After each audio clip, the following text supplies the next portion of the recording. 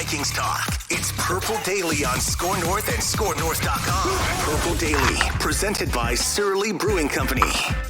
Yeah, certain plays, it get nicked up a little bit, and I feel it at some point, but nothing to really be concerned about, so nothing to affect my play. Purple Access, Judd Zolgad, Declan Goff, executive producer, and of course, the star of the show, my very good friend from the Star Tribune, sports columnist, Chip Scoggins. And that, of course, was Justin Jefferson talking about why he sat out practice on Wednesday with an ankle problem. One of 7 guys who did not practice on Wednesday. Anthony Barney, Ben Ellefson, the tight end, who's a blocking tight end with a knee. Griffin was held out resting veteran. Justin Jefferson ankle. Alexander Madison with a shoulder. Michael Pierce with an elbow. I don't think he's going to play for a while. And Adam Thielen with a foot. Dalvin Cook with his sprained ankle. Obviously didn't play for the second time in 3 games. Limited. But Chip, let's start here. Your thoughts on barely getting by the Lions, and the Vikings are going along the lines of, hey, a win's a win. You don't understand. We'll take a win. But if that wasn't a cautionary tale and a very lucky win, I don't know what is. Judd, if they're banking on a win as a win, they're in trouble.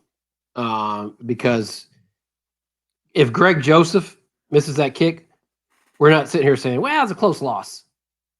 Mike Zimmer's his seat is going to be scorching hot this week if he doesn't make that 54-yarder. That's not a chip shot. So the fact that they have not scored an offensive touchdown in the second half since week 1, that's 4 games, 8 quarters, that they have not scored an offensive touchdown. I don't know how they could sit here. And I know they're just saying it wins to win because Zimmer on Monday basically acknowledged that he pretty much is doing what coaches do during the bye week, which is break down every part of their offense, defense, special teams, self-scout, and see what they're doing well, what they're doing wrong, what they need to fix. Right. And the fact that they're doing that midstream in a game week tells me that there is, I don't know if panicked is the word, but some real concern about what's going on in offense.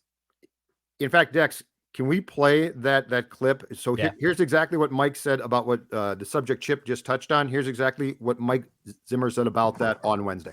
I gave the coaches a lot of projects to do this week on Monday. And I think probably being a little bit more specific coming out of halftime instead of saying, hey, these are the plays that we're thinking about running, and be, all right, here's what we're going to run. This is the first play, here's the second play, here's the third play, and we go from there. Is it almost like a self-scout that you might do during a bye week? Yeah, we just did a little bit early. I just felt like, it was important to figure out what's going on here. Your reaction to that? Yeah, I mean, I don't, although I think it doesn't seem that complicated. Like, what's going on here? You're too conservative. Right. You're running the ball on 2nd and 10 a lot, as much as most teams. And so I feel like I don't know how much of it is execution, just overall philosophical approach in terms of let's be conservative. Let's not make mistakes. Let's, play great defense, special teams. Let's win it, win a certain style. And it's just like, did I go back to that end of the first half? And maybe we're nitpicking this too much. But how many quarterbacks in that situation, 41 seconds, you're at your 19, 2 touchdowns, go through the list of quarterbacks in the NFL and teams, if you gave those teams that situation, would say, you know what, we're just going to run it out and sit on it. I sit here and think, it's like, why are you paying your quarterback $33 million in? If that's the approach. If it's second long and you're just going to run it all the time, why are you paying the quarterback $33 million? Trust Kirk. I didn't think I'd ever say that. Trust Kirk and Jefferson and Thielen to make plays, especially when the Lions could not cover Jefferson in that first half. They couldn't. He was eating them alive. And so I don't understand why they get so ultra conservative, Judd. And so here's where I'm going to defend Klint Kubiak a bit as well. And now I did say initially, are you really sure that Zimmer wants to hire a 34-year-old kid, and your kid at that age, who's never called plays, because he's Gary's son, and because he'll keep the system in place. So I certainly had, from the moment that they made that decision, reservations about how well this would work. But Chip, where I'll defend him too, though, is what you just said. Everything that you just said is not really an indication of Klint Kubiak. It's Zimmer.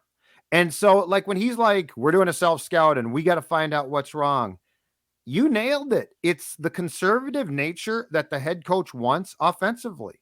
And I don't know if Mike can't see that, if he can't adjust that. I don't know what his issue is, but the answers are actually fairly simple here. And, you're playing the Detroit Lions. Justin Jefferson was making some contested, difficult catches against the secondary that's not great to start with and was banged up. And by the way, against the defense that going into that game was 29th in the league in points allowed.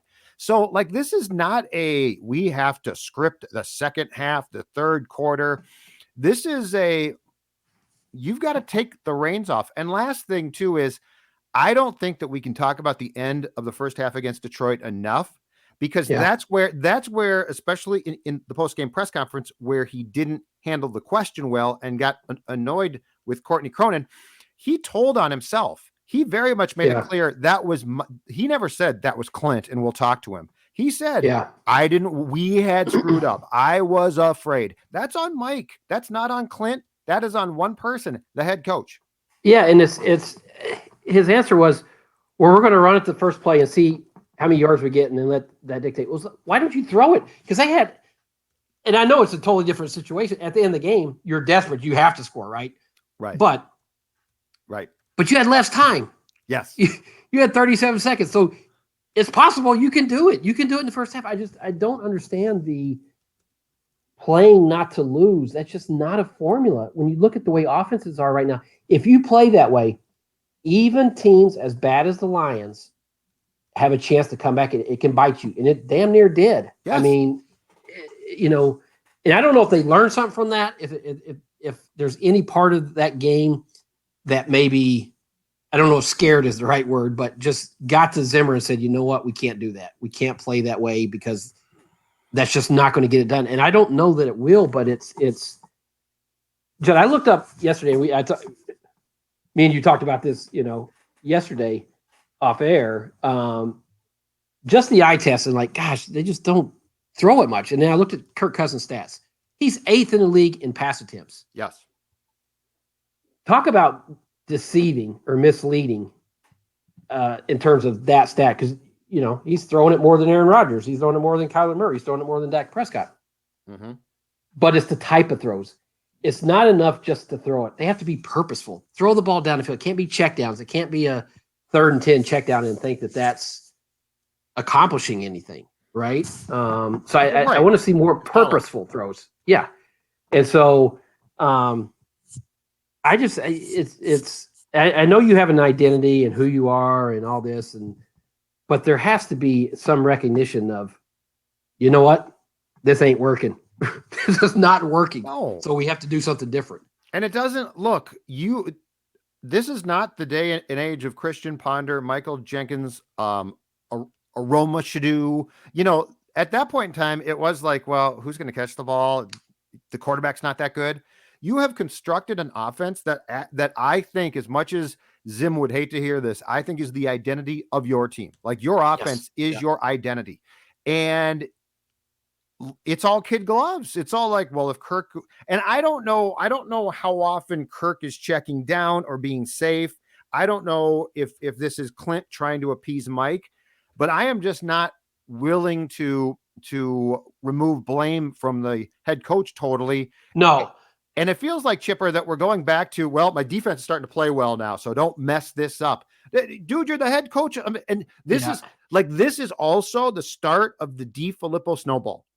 It's the same type of things where he starts off sort of talking about the offense. We got to run more. And the next thing you know, the house is on fire. Jed, I think the run defense isn't great, obviously. No. And I think, they're not not giving up a lot of points the last couple of weeks. And that's good, but better than they were last year. But I don't think that you can just say, we're going to win that way. Right. And that we can just be conservative on offense, and it's just not maximizing your talent. It's not. I mean, it's not maximizing Cousins is not maximizing Jefferson, Thielen. You feel like it's just, and I agree with you. I think the lion's share of the blame goes to Zimmer, because if he wanted something different, he runs the team. He's going to get something different. Right? Correct. So if now, I don't know how much input Kubiak can have in terms of trying to sway Zimmer's opinion. I'm guessing probably not a whole lot, because Zimmer has his. We've seen this play before. Yeah. Right. Yes. So I don't. Yeah. I he is the coordinator, but Zimmer. This is how he wants his team to run and operate, and so I think he gets the bulk of the criticism. Mike's in what, year 8? Yeah. So explain this one too. How do you end up with a 34-year-old in charge of the offense with this guy, when we know for a fact he loves veteran coaches? He loved Gary. Now the Dennison thing is tricky, because Rick got kicked out basically, and is now Skyping in because he didn't get the COVID shot. So I think he was seen as the buffer, but you don't have a buffer now. I mean, this is if we didn't have the DiFilippo thing to fall back on, I might say like this will resolve itself. But we've seen this. You're right. We've been to this play before. We sat by the orchestra pit. We watched it. I don't need to go see it again. It's an expensive play. How much of it do you think this is different though than DiFilippo, in the fact that this is Gary's kid, and that you have that? He's already going down the path, Chip. He's already going down the path of we're doing a self-scout. We've got them looking at this. We've got them looking at that. We've got to figure out what's wrong.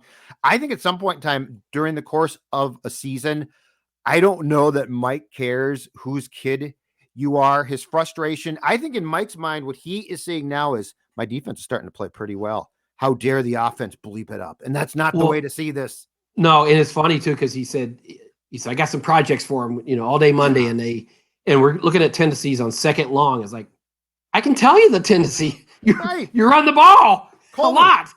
Yeah. I mean, last year, Ben Gessling, my colleague, he had the stat in his Monday day after thing. I think last year they had the second highest run rate on second long, and this year I think it's fifth highest. And so even when it's not Dalvin Cook in there, and I don't know if it's the best strategy when Dalvin Cook's in there.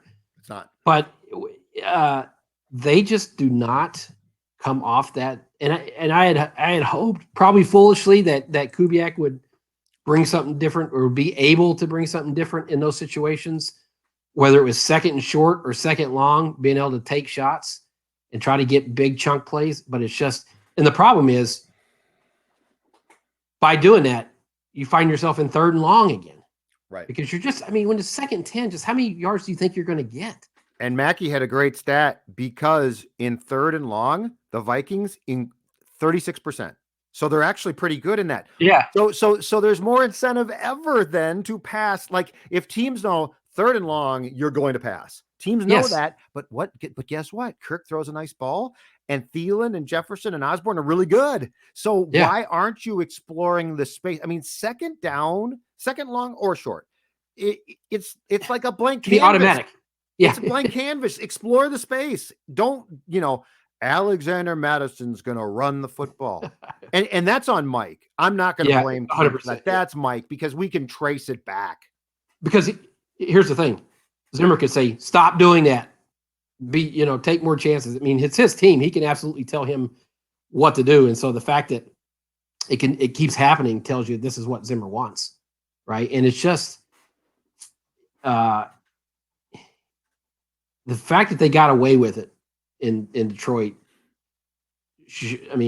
That's win or loss. Lucky as hell. It might have saved his job potentially. Who knows? Yep. But yeah, I'm curious to see what it looks like Sunday at Carolina. Now you're going to get some good defense, but that's the problem. We will. Yeah, it is a problem. But will it look different? Will just to the eye test? Will it look different? I think it has to, Judd. It will. I know exactly what's going to happen. It will look different until it doesn't work perfectly. If there's an interception, if something goes wrong, and then it goes back. That's We how tried. the coach is. We tried That's what you again. Kirk threw an interception. Now we can't do it anymore. Instead Yeah. of, okay, Kirk's going to get picked sometimes. I mean, Kirk Cousins, to be very clear here, in 2021 is not the problem. No, Kirk no, Cousins, no. Kirk Cousins, is he the perfect quarterback? Far from it. But am I going to sit here and blame him for everything? Absolutely not. No, But no. Carolina, it will. Here's the issue is the Panthers are top 5, I believe. I believe that they are like second in scoring defense. They're first in pass defense. They're very high in total defense, and I think they're 8th against the run. And so this is all going to be like we are going to come out in third quarter and turn over a new leaf. But if he throws a pick, if something goes wrong, if a ball gets dropped, Mike is going to have in his mind, he's going to think, yeah, you know what? This is exactly what I knew would happen. Yeah. Yeah, exactly. Yeah. It's that's the problem is like you might try it, but what's your patience level? Correct. If things aren't perfect or go exactly. And it's like, no, you can't just kind of flick at it and say, well, we tried, didn't work. I mean, but to me, doesn't it come down to if you rank your best players on offense? Yep. Particularly if you take Dalvin out of the mix, to me, your best players are Cousins, Jefferson, Thielen. Well, I think I'd want to get those guys the most touches. Right? Yeah. I mean, well, Justin Jefferson, make no mistake. I think he's a really good kid. I think he's a good natured kid, and I think he'll probably stay quiet, but his frustration's mounting. No way. Well, Judd, and I wasn't there. You were there after the game Sunday. I don't know, there were veiled shots, but there were guys basically saying, well, we just have to run whatever's called, which to me, we've been around long enough to saying, that's guy saying, yeah, I wish we could have done something different, Yeah. Well, Thielen, Chipper, he didn't officially catch a pass until that last desperation drive that started with 37 seconds on the clock. Yeah. Yeah. Because he had to take it back from the Herndon penalty. But I mean, he was basically a non-entity in that game plan. And look, I am all for JJ being atop the list of guys who catch passes. I think that should be the norm probably. But you didn't throw the ball. And I think it's throw the ball. And Judd, I think it's way too convenient to say, well, they had the cloud cover and it was a cover 2 and there was nothing. It's like, you know what? Every team in the league is going to try to take away your best players. You have to counter that. You have to figure out ways to scheme them open. I mean, that's part of why you're getting all this money. I mean, yes, you can't just throw up your hands and say, well, they're cloud cover 2, can't do anything. I mean, that's too convenient. I'm sorry. What's the old coaches saying? We have to impose our will. Sure. That means that we don't look at the Detroit Lions and say, oh, cloud coverage from the Lions. Oh man, a great job by Man Campbell. Man Campbell out. Never expected cloud coverage. Yeah, we can't throw it. Yeah, I mean that's just. I mean, now I'm not saying be reckless and throw in a triple coverage, but there's ways to get Justin Jefferson or Adam Thielen the ball, and you can scheme things for him. I'm sorry, that's you tell us all the time. You spend countless hours reviewing film and going over things. Yeah. You should be able to counter adjust to those things. And plus, Chip, the first catch that Jefferson made, which was a great catch and a really nice throw. Yeah. He was covered very thoroughly. Tight. He went up and got the ball. Like if you are to go back to your point, if you are literally saying, well, if a guy is covered too much, Kirk can't make that throw, then your question's 1,000% right. Why are you paying him? Yeah. Bring Keenum back then. Yeah. Yeah. I mean, this is just don't trust a guy. Yeah. But that's, like if I was the Wilson, I was sitting there and watched the end of that first half. I'm like, what are we doing here? We paid this guy a lot. Yes. And the second half would have driven me crazy. Yeah. I mean, on that team, I'm not happy at all. No, I'd be like, hey, you convinced us to spend $30 million on a quarterback that's handing the ball off. Like, what's the plan here, guys? Mm-hmm. So I don't know. It'll be interesting to see if that, creates any kind of substantive shift in how they run this offense. I tend to doubt it, but I think that would.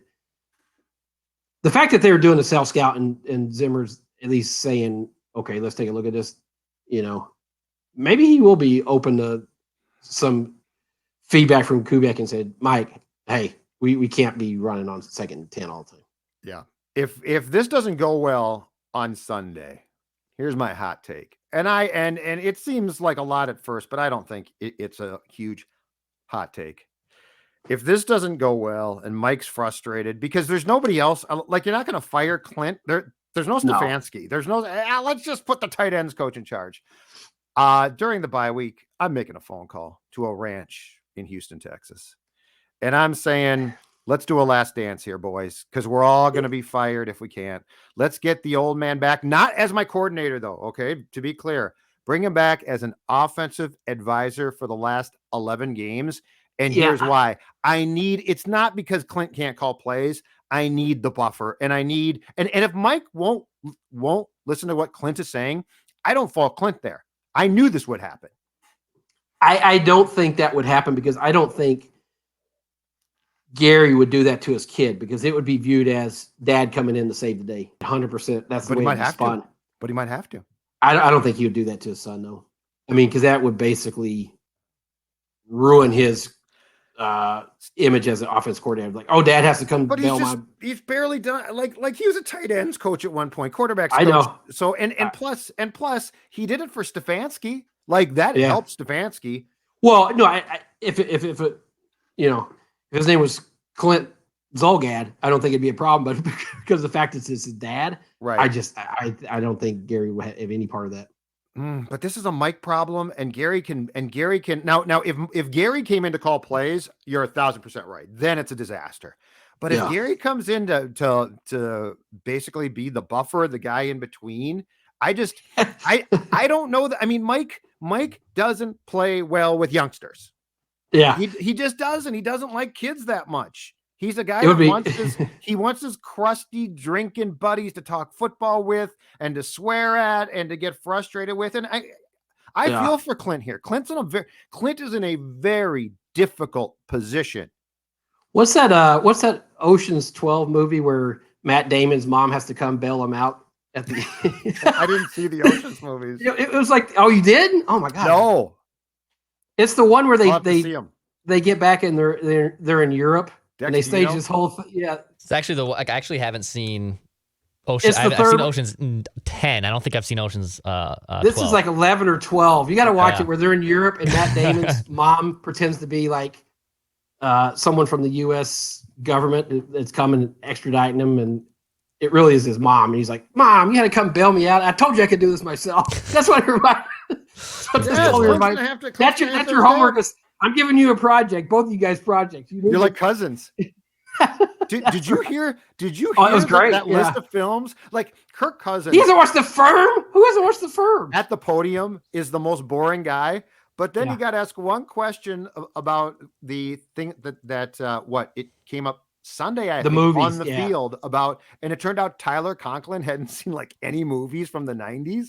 And so they've got him watching like 25 films, and he was going through the list. It was awesome. I know, it's like all the Nicolas Cage, but then all the he hasn't seen the John Grisham's one. He hasn't seen when he said he hasn't seen The Firm. I'm like, what? Who hasn't seen The Firm? Yeah, exactly. He's young. I guess it's probably not in his wheelhouse. Your thoughts on the Cousins Zimmer chest thump thing? Like, I found it intriguing. I did not get super excited because sidelines are so weird.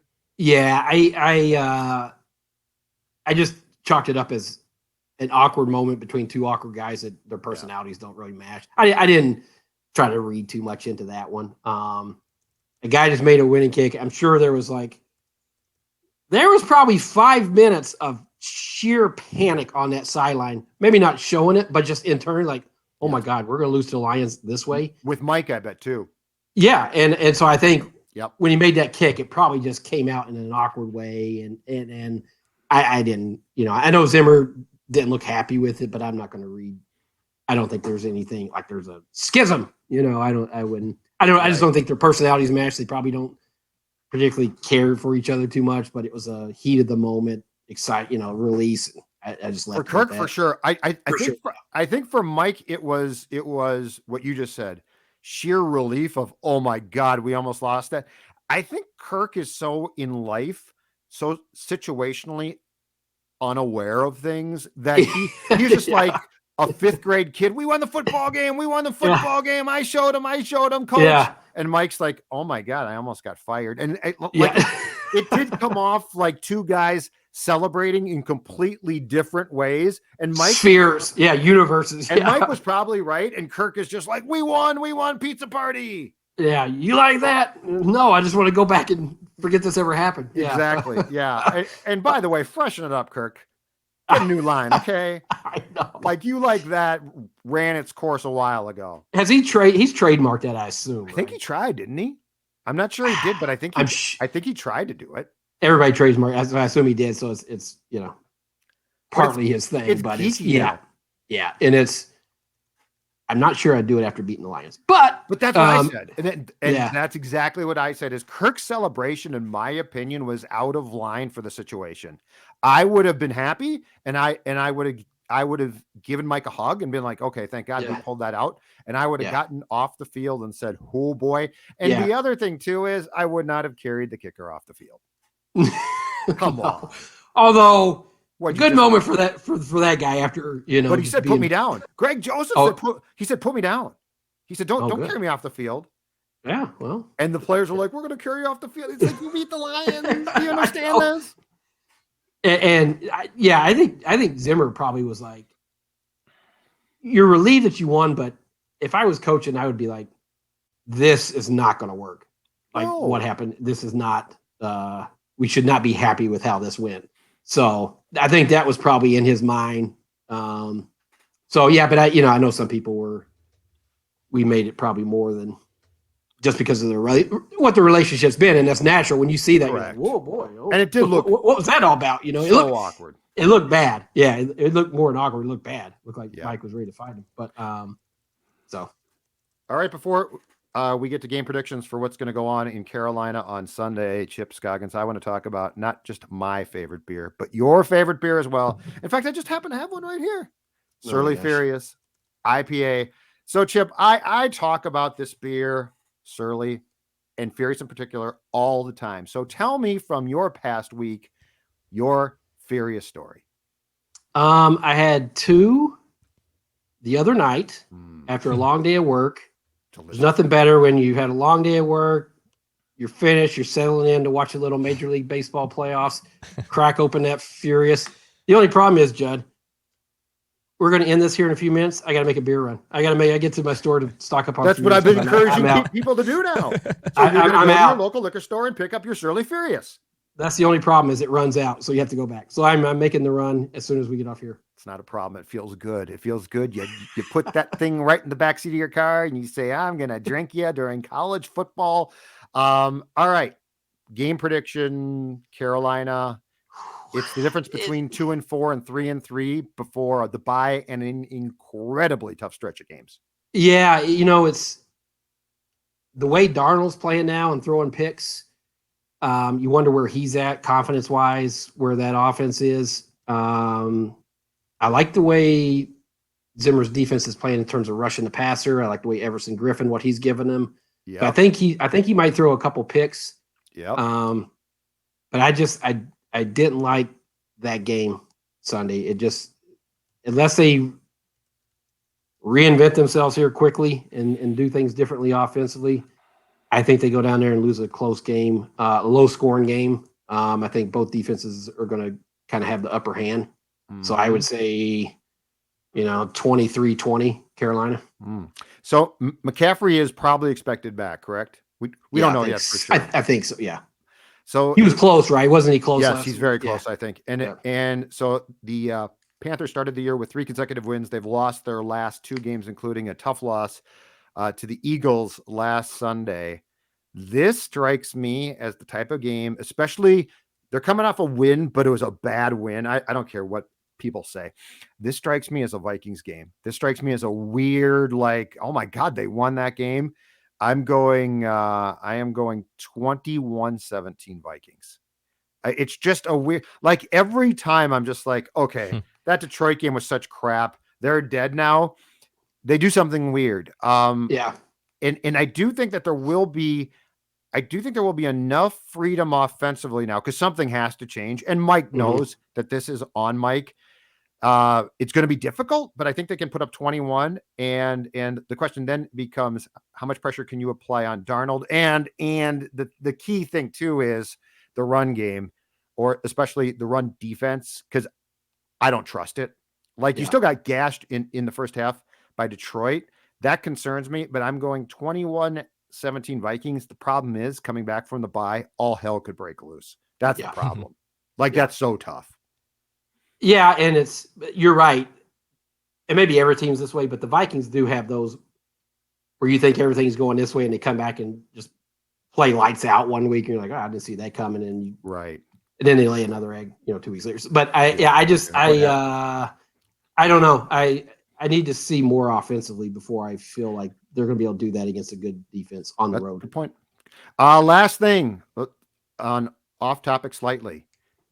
Your thoughts on last Saturday's slate of college football? It's a sport that you love, and it might be one of the best ones in my lifetime. It was an epic weekend, and I know this is an NFL Vikings show, but last Saturday showed without a sliver of doubt why college football is the greatest sport ever invented. And I say that not as an opinion, but as a fact.